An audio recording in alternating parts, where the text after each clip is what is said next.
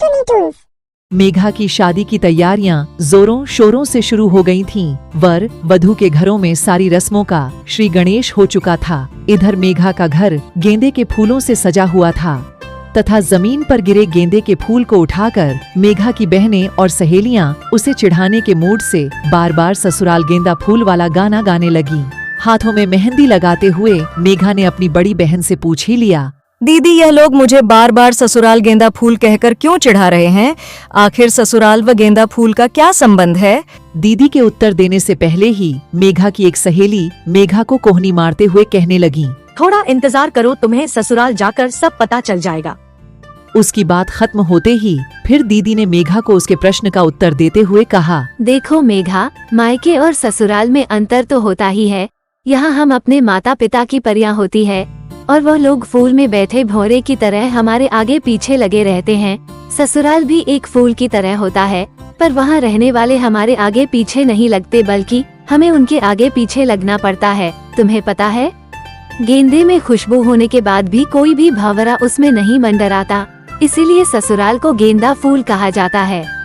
दीदी की बात उसे समझ में नहीं आई और वह अपनी मेहंदी की रस्म का आनंद उठाने लगी। दूसरे दिन मेघा शादी करके अपने ससुराल चली गई। ससुराल में भी उसकी आवभगत बहुत भव्यता से हुई। ससुराल की सारी रस्में मेघा ने भी खुशी खुशी निभाई। सास ससुर का आशीर्वाद तथा छोटों का प्यार लेकर मेघा अपने वैवाहिक जीवन में मग्न हो गई। ससुराल में उसको सब प्यार करते थे तथा पति भी उसके हर निर्णय में साथ खड़े होते थे। इसी बीच मेघा की सरकारी बैंक में अच्छी पद पर नौकरी लग गई। मेघा के ससुराल वाले मेघा की नौकरी से बहुत खुश थे। अब घर में कमाने वाले हाथ भी बढ़ गए थे। मेघा की ननद वह सास मेघा के घर के कामों में उसका बराबर हाथ बंटाते। मेघा भी घर की जिम्मेदारियों को बखूबी निभाने की कोशिश करती तथा घर में मिल रही सास और ननद की सहायता से वह ऑफिस में भी अच्छा काम करने लगी, जिस कारण उसकी जल्दी ही तरक्की भी हो गई। तरक्की के साथ साथ उसके ऊपर अतिरिक्त जिम्मेदारी का भार भी आ गया।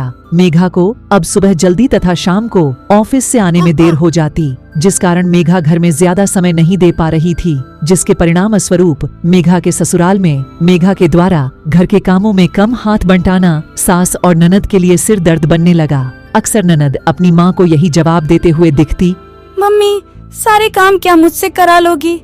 भाभी को क्या मुंह देखने के लिए लाई हो? मुझे भी बहुत से काम होते हैं।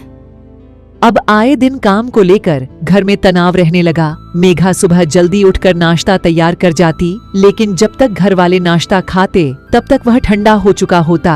रोज डाइनिंग में खाने और घर की रखरखाव को लेकर मेघा के लिए बातें बनने लगी। मेघा का पति भी अंदर से मेघा की तरक्की से आहत था, लेकिन वह घर वालों के सामने मेघा का साथ देता, जिसकी वजह से घर वाले उसे जोरू के गुलाम से पुकारने लगे।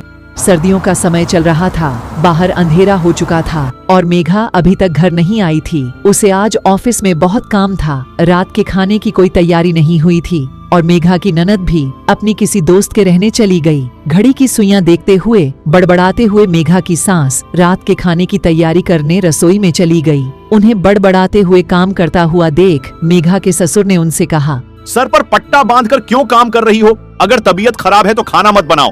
आज हम में से कोई खाना नहीं खाएगा। इस घर में बहू बेटी होने के बाद भी बीमार माँ खाना बना रही हैं।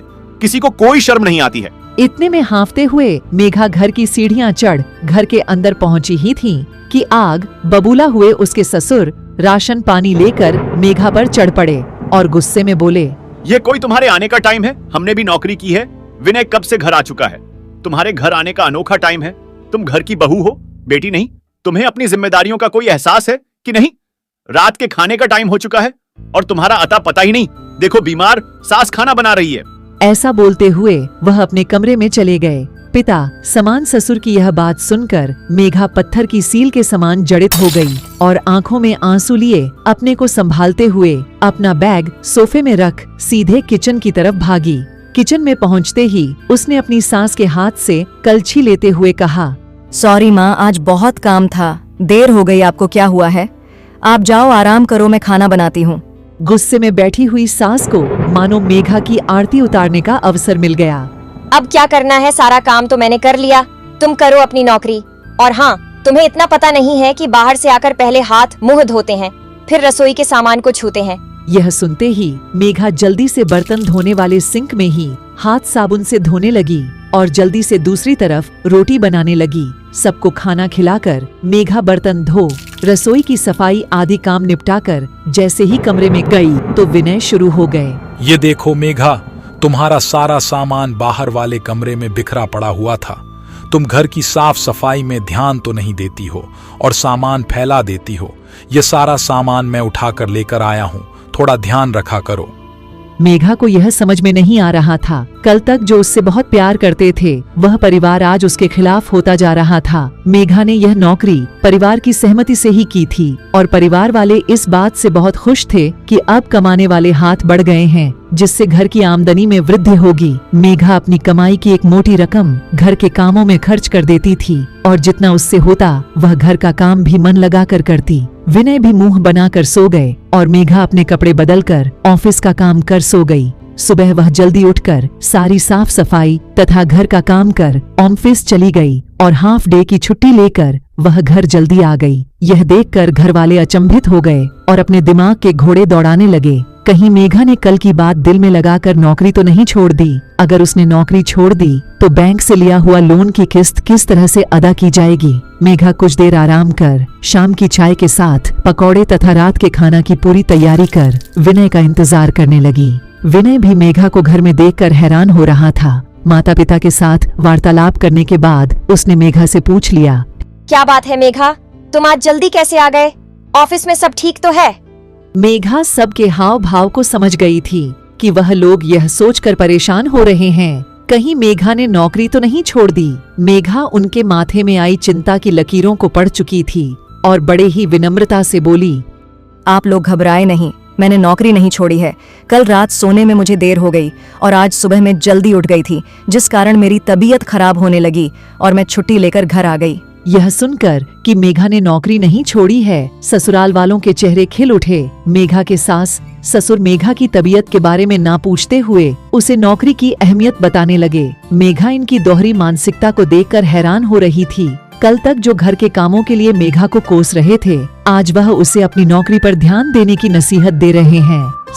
सबको खाना खिलाकर मेघा जैसी ही रसोई में बर्तन साफ करने जाने लगी तो उसकी सास ने मेघा को उसके कमरे में जाकर आराम करने के लिए कहा। लेकिन यह देख मेघा ने अपनी सास की बात का जवाब देते हुए कहा, माँ जी, मैं आराम कैसे करूँ, आपकी तो तबीयत खराब है, आप रसोई का काम कैसे निपटा पाएंगी? सास बात संभालते हुए बोली, अरे वह तो कल सर्दी के कारण मेरे सर में दर्द हो रहा था, आज मैं ठीक हूँ। तुम जाओ अपने ऑफिस के काम निपटाओ, रसोई में और तुम्हारी ननद देख लेंगे। मेघा को आज अपनी बहन की बात का सार समझ में आ गया कि ससुराल को गेंदा फूल क्यों कहते हैं। वह मुस्कुराते हुए अपने कमरे में आई और अपने ऑफिस के काम में लग गई।